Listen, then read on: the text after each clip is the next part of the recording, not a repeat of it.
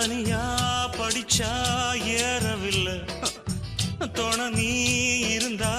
போதும் புள்ள இனிப்பா இருக்கு படிப்பதற்கு